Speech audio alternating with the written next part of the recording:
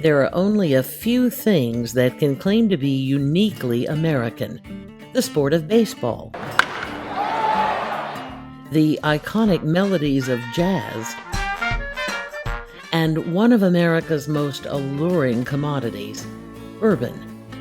This is the story of the nearly $9 billion industry built around this legendary spirit, why the industry is currently booming, and what and who you should know if you're thinking of investing in the business of bourbon.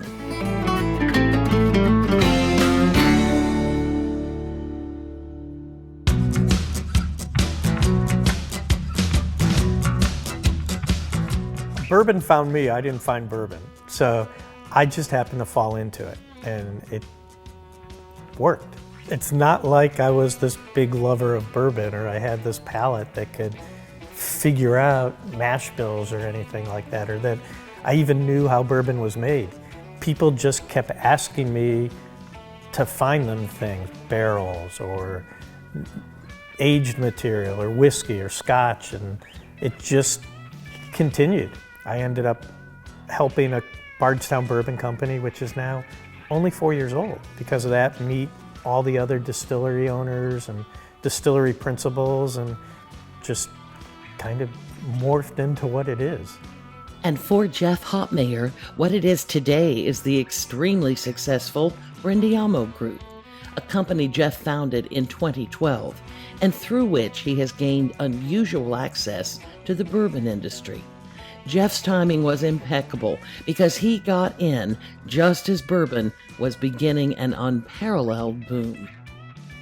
Consumers are paying on average $44 for a bottle of bourbon at retail, and some special whiskeys have sold on the resale market for up to $1 million for a single bottle. This remarkable growth has been fueled by several factors, despite having to contend with the complicated three-tier system the United States established after the repeal of Prohibition. Depending on how far and wide you want to spread your wings, it gets super complex really quickly. But within that, the U.S. is by far the most complex country, and that's because we live under the three-tier system. So a producer of alcohol has to sell to a distributor who has to sell to a retailer, and only the retailer can sell to a consumer. Those laws are different in every state. So if you want to sell in more than one state, you're dealing with more than one set of regulations. Some call the three-tier system clandestine and impenetrable. All acknowledge it's one of the many challenges in the bourbon industry.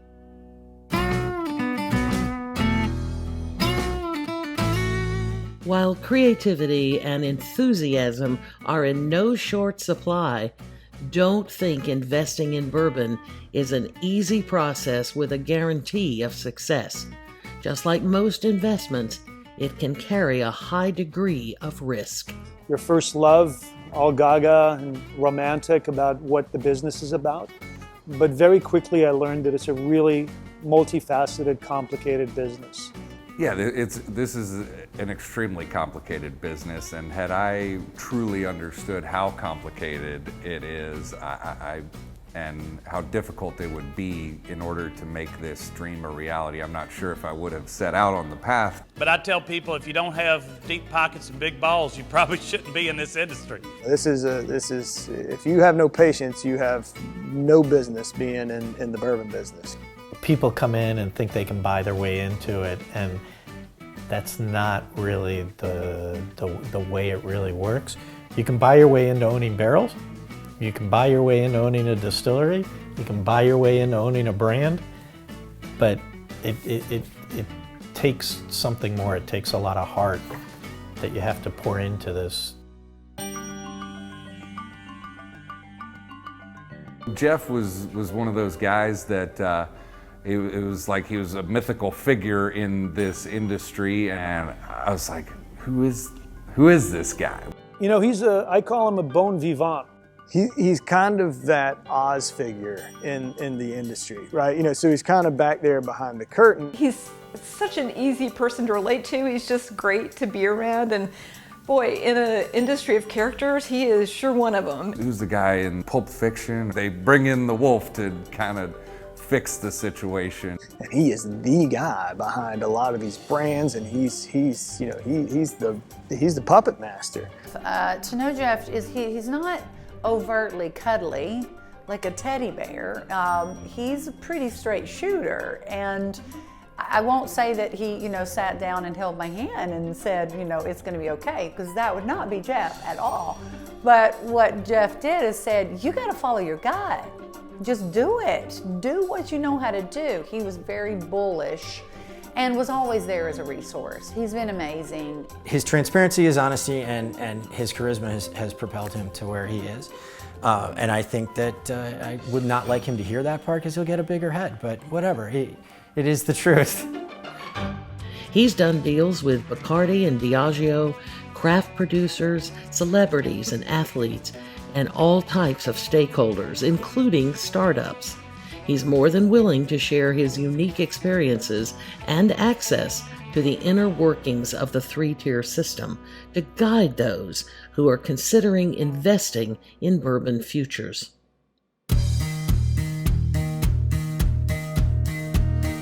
Jeff's helped me every bit of the way. He's been a great friend and a good partner to me in business as a member of our board, but even bigger than that, just all of the things that he knows in our industry and the people he knows in our industry have been important to me.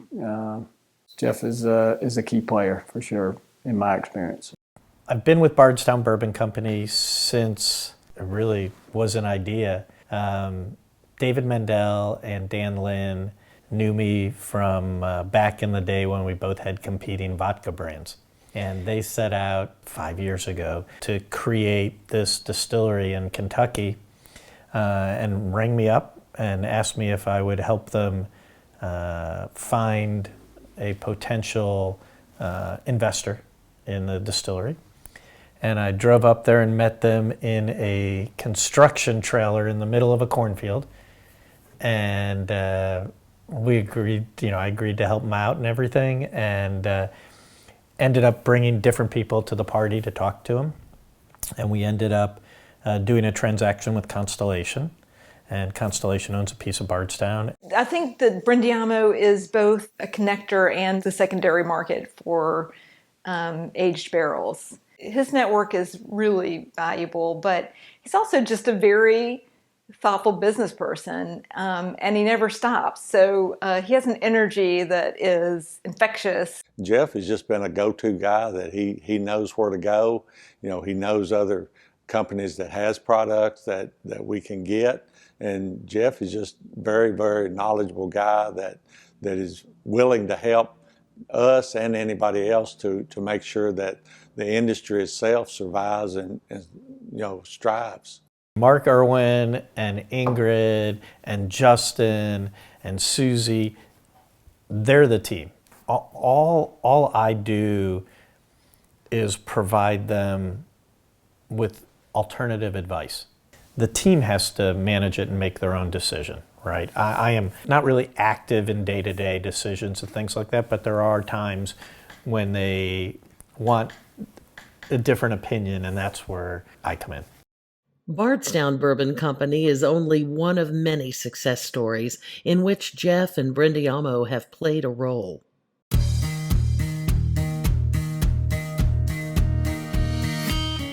Angel's Envy is a wonderful brand created in Louisville by the Henderson family. I originally met Wes Henderson back in the day. We hit it off and have continued to be friends with him and his son Kyle, who's great. He got looped in with my dad at probably an ADI conference or a discus meeting, something like that. Jeff's been pretty well known in the industry. He's been in and out of a few different companies, and when they created this Brindiamo Group and started consulting and helping people source barrels and really ideate and do all the acquisitions and everything else, we didn't need a lot of that. Really, our need was, hey, we've got this small brand. Bacardi had just invested and purchased the company, and we needed some support to help it grow. Bacardi is very good at growing, but they have never done a whiskey before, or at least an American whiskey. They had scotch and rum and vodka and tequila, that this is the first American whiskey. And Jeff had a really good knowledge of some of the players in the industry who may or may not be able to help us. So we connected with him, and the main purpose, most of our relationship is about sourcing very, very specific aged whiskeys to meet profiles that we're looking for special releases. So, we'll go to him and, hey, we're looking for this mash bill, this barrel type of a, call it 7-8-year-old whiskey. We want to lay it down in another cask. Can you help us find that? Really what we do for them is help them fill the needs, and Angel's Envy actually takes the product and they put it in port barrels and it ages, so it changes from anything that we've given them. But it's a great operation. I remember when it was being built there, and it's been fun to see it grow. And now, as that's continuing to grow, and we continue to work with him, we're looking at him for possible consulting, and just all the other things that he offers is absolutely incredible.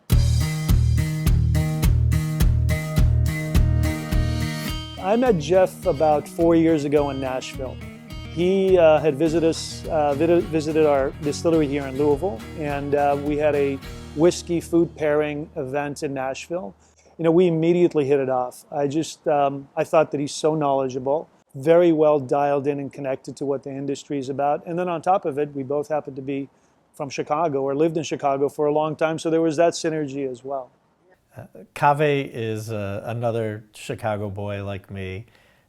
We hit it off back in the day when he was starting Rabbit Hole.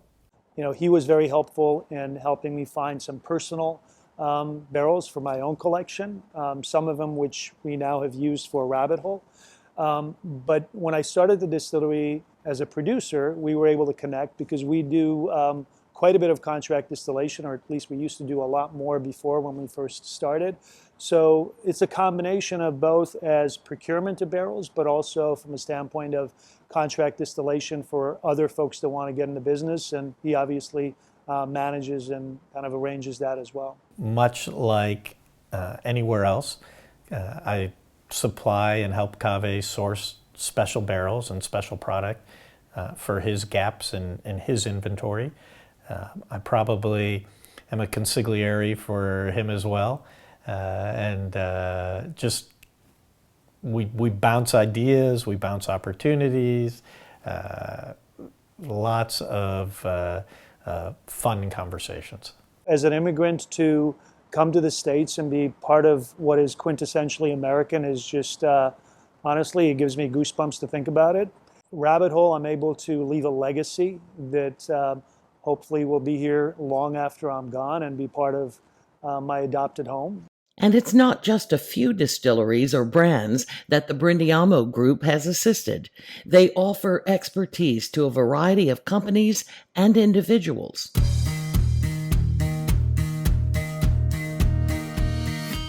So in the early days, we knew nothing about the business. I didn't even know why whiskey was brown and tasted so good. We didn't know what we didn't know, and we were very fortunate to meet and come into contact with a lot of experts and industry veterans who were able to help guide us on our path. They have great family history, great family lineage in distilling, and Charlie and the family wanted to recreate this. I heard his name and was told, you're in Nashville, you're in Middle Tennessee, you got to meet Jeff Hopmayer. Multiple people had said that, and that he, was a big spirits guy in the area. Back in the day when they were starting, looking for capital, looking for investment. And it was a pretty rough presentation and rough financials and lots going on. I mean, I remember the space that they're in, and there wasn't a floor; it was just gravel. And I was like, "What are you guys doing?" I would say, there was a time where we were in a tight situation, and I talked to Jeff and asked for his advice, and of course he said he could help out, and he did. In the end, the Nelson boys did a great job bringing it together, recreating it, taking it to the next step. Finding a great partner in Constellation, and really continue to evolve with some really great Tennessee product. I like to say that I probably said this to him. I was like, oh, great, man. So we do all the hard work and you get all the credit, huh? And he said, well, hey, you wanted out of the situation. So it wasn't the easiest path, and but it was one that worked, and I don't know if anything else would have worked. So he got us out, and I'm grateful for that.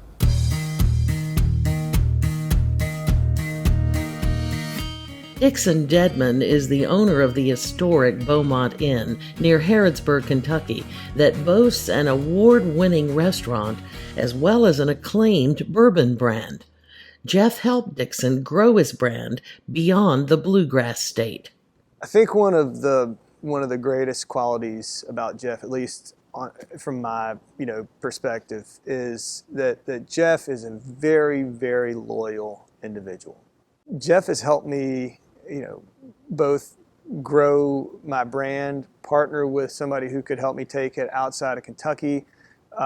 Jeff helped me, with kind of our liquid strategy and that type of thing. The guys at Bardstown Bourbon Company actually introduced me to him, gave me one of the temporary offices upstairs. I met with Dixon at Bardstown because he wasn't sure what he wanted to do with the brand. And I just looked and I said, just sell it. Let's sell it. And he goes, well, I don't think we'll get enough and this and this. I go, we'll get enough. Don't worry about it. And we went down the path and we sold it, and he was really happy. So he's helped me in many ways, but probably more significantly than anything, it's just kind of on a personal level as a sounding board and an advisor.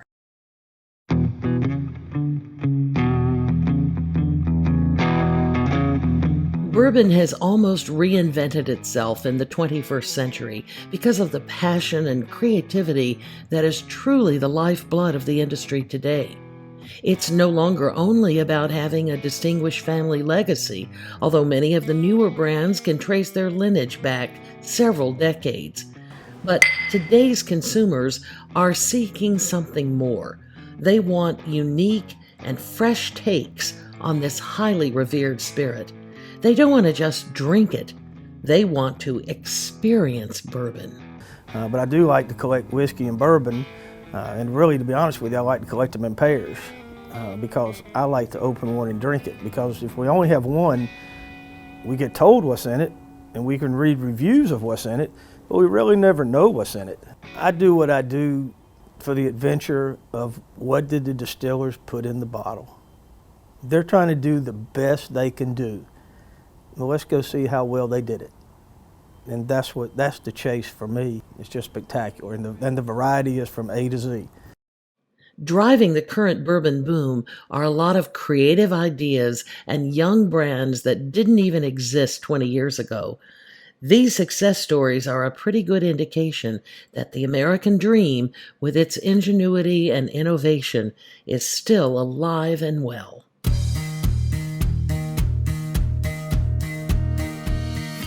Now, aging spirits in a barge is different than aging bourbon in a rickhouse in Kentucky. First of all, there's already a blueprint for how you age in a rickhouse in Kentucky or anywhere for that matter. There's not one for aging spirits on a barge on the Mississippi River. We pursued an experimental permit because we didn't know if anybody would grant us this license to operate. We received the experimental and we ran the process. After about 6 months, we noticed a difference with the barge bourbon versus that on land, and decided to go kind of double down. And that's when we sought and ultimately received a DSP, or a distilled spirits permit. And it makes our operation really the first bonded and permitted floating facility anywhere in the world. Hank was introduced to Jeff early on through Jason McMurray, now a partner in the Brindiamo Group. forgive the analogy, but I think of kind of the silent but deadly fart. You know, it's something that you don't hear, you don't really see, but when you know it's strong. So I think the reason that people go to Jeff is because it's a word of mouth game. And if you haven't been in this business, you have no idea who Brindiamo is. But it's such a small industry that after a while, you get to know pretty much most of the players. And if you have a need for bulk whiskey, there's only a handful of people you can call. So eventually you have to run into the Brindiamo guys. Some of the things we've learned over the process in putting this on the barge. So while the barrel is losing liquid inside it, sitting in a rickhouse, it doesn't move. On the barge, it rolls. So you get more coverage from the wood, and generally his product tastes like older product because he's getting more interaction with the wood on the barge. And it's been fun to watch. It's been fun. Hank's been very creative and done a great job with it. Yeah. Jeff and Jason were really instrumental in us getting launched because they'd been through the process and they knew who to call and knew where we needed to go and shop and talk and all these things. So they set us up with some wonderful meetings early on that really helped us get where we are today.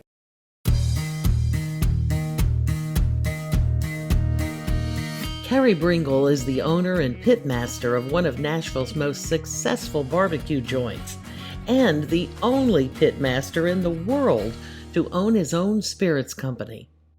So I met Jeff Hopmayer probably 7 years ago. It was after I had already started my spirits company, but while I was in the early days of it. And I met Jeff through a mutual friend at my liquor distributor. He said he thought it was somebody that I would probably want to know. I had heard his name from somebody else, and so I called him up and we sat down and had lunch. Kerry Brindle is amazing. His barbecue joint, Peg Leg Porker, is great. Kerry got to me actually through Jason McMurray. And Kerry has all these crazy ideas. I want to build a distillery. I want to build this. I want to do this. I want to do this. And I want to create my own bourbon. But I need product. We hit it off as friends, and then he's also been a informal consultant for me over the years. And then I buy some product from Jeff as well. He's one of the largest brokers in the country, always has a line on what's going on in the industry. And so if I want to bounce an idea off of somebody or ask them what they think their read is on something, then I know I can get an honest answer from Jeff, and that's nice to have that. We gave him the best advice we can to help him out, to make it look like something that I thought would be respectable for what he's doing. The reason that Peg Leg Porker is successful now is because of the mistakes that I've made in the past and the fact that I've learned from those mistakes. That came from a lot of hard work, from a lot of trial and error, and a little help from my friends like Jeff that have been a sounding board and able to give me advice on which direction I may or may not want to go.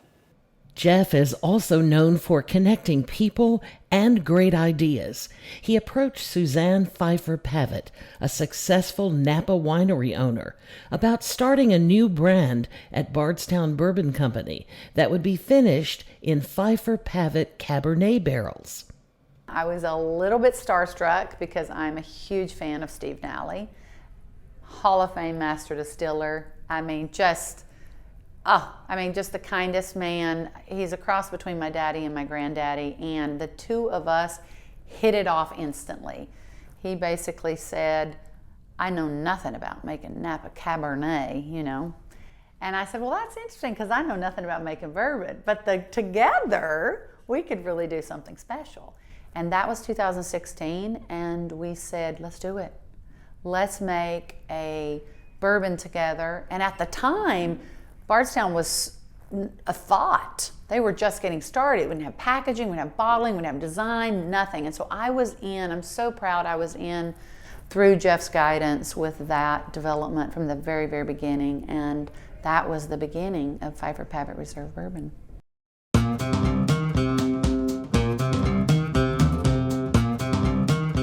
Among the elements that make the bourbon business so complex is the unique three-tiered framework that governs the beverage alcohol industry.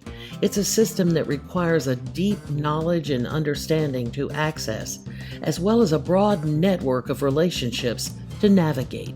Brindiamo Group does operate in all of the tiers in terms of helping people that are in those tiers, but we don't have sales in those tiers, right? You could call us up and ask us to evaluate a new label you're putting together or a bottle design or a concept, right? That's at this tier. We could help a distributor sell their business. That's in this tier. But the bulk of what we do is really selling a raw material. Just like you would sell a piece of paper to somebody, right? Or bulk pulp, we're doing the same thing. It's not even a brand. It's just a liquid that still needs to be turned into something. And that's really where Jeff and I, in Brindiamo, I think it all kind of hinges. Is if you don't have the liquid, it's a non-starter. So it seems to spawn a lot of the conversations and starts a lot of the lessons and allows us to kind of lead people along. And we don't make any of the problems just go away or any of the challenges go away, but we get them all together on the page and on the table, and we help you get an attack plan against it. At every level of the industry, you'll find smart and savvy entrepreneurs who came to bourbon from totally unrelated businesses and surrendered to the allure of the spirits industry. The bulk of my career has been in healthcare. I started a home healthcare agency just outside of Nashville about 15 years ago and built that up to a pretty significant rural agency. We had 500 patients, and I ended up selling that to a regional competitor. And while I was doing that, I started a home health and hospice software company, a data analytics firm that predicted probability of patient readmission and all sorts of data-driven outcomes. And I was introduced to Jeff by virtue of a mutual friend, a fellow that works at a bank downtown. Thought we would be interesting collaborators on a technology project that Jeff had decided to work on. I sort of came on as a consultant on the technology effort that he was working on, and so I got into the deep end of the wholesale and raw material side of the spirits industry and had a front row seat understanding how all of the transactions with Brindiamo worked and who the partners were and what the outcome goal was. And so it became really clear to me that there was an opportunity to leverage sort of an arbitrage. And so we assembled a group of investors and have made what have now become pretty substantial investments in Kentucky bourbon over the last 18 months.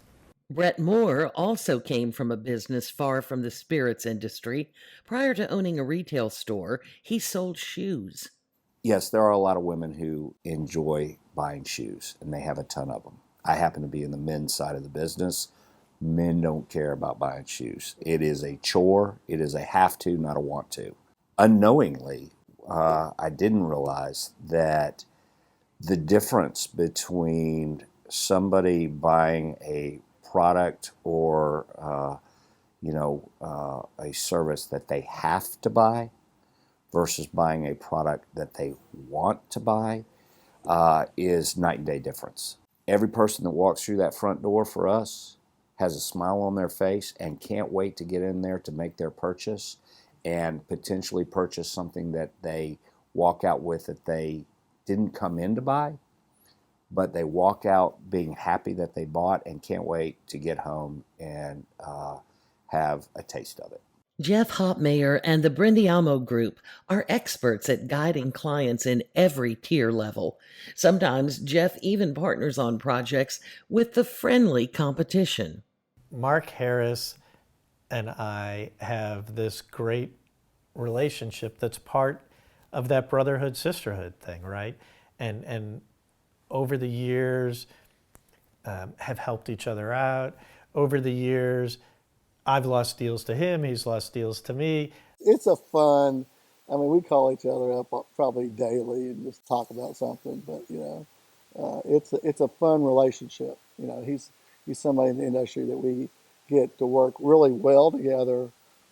Yeah, we're a little bit of competitors, but we do a lot more stuff together than we compete. We have been fortunate to have some pretty good relationships over time. I think that we value those relationships higher than anything else, and we protect them. And those relationships give us access, and those relationships get access, right? So it's definitely one of the most important things within the space, because it also creates trust. And you can't walk into this business off of the streets at any of the tiers and not have trust. You just won't go forward. And Jeff is not alone in his commitment to his colleagues. Helping each other is a tradition that has seen the industry through some difficult times. Several years ago, the bourbon industry was on a downslide. You know, it was thought that bourbon may not survive. You know, that was when vodkas and gins and the clear spirits were taken over. And we didn't start at that point saying, well, we're going to survive and you're not in the bourbon industry. We all kind of stuck together and waited it out. And then when bourbon started on the upswing again, we were all still there together. And, you know, we're now enjoying it on the upswing, and we're all enjoying it together. And we're still there to help each other out through the good times and the bad. I do think it's a very fascinating industry, and I've loved getting to learn so much about it and be able to work with my dad. That's a very unique opportunity. I've always looked up to him. We've always had a very similar personality type, and I've learned so many life lessons from him that it's cool to now be able to actually see him in his element doing what he loves to do. I think that for people that want to get into the industry as investors, the first thing I always tell people is you have to be willing to write the check and never look back, right? As soon as you put that money out there, it's gone. You're never getting it back. So if you can't do that, don't do it. If you're going to call me every month, every week, and ask me what are the prices of barrels or how's this brand doing, or forget about it. It's just not, this is not the place for them. The story, the history, the growth, things people are seeing right now, and everybody wants to say they own a barrel or they own a brand, or beverage alcohol is sexy. I mean, people want to be able to say, oh, I'm an investor in that, or I did this. So I think people are allured by many different things, right? But they come into these things pretty blind, and not all of them work. You can't be just a gimmick, and you can't use sex to sell, right? You can't, those just doesn't work. So you really have to have something special, whether it's in the bottle, whether it's part of the story, the DNA of whatever it is. I think to have longevity and to have other people interested in it. I think you have to treat the industry with respect. I think that's critical.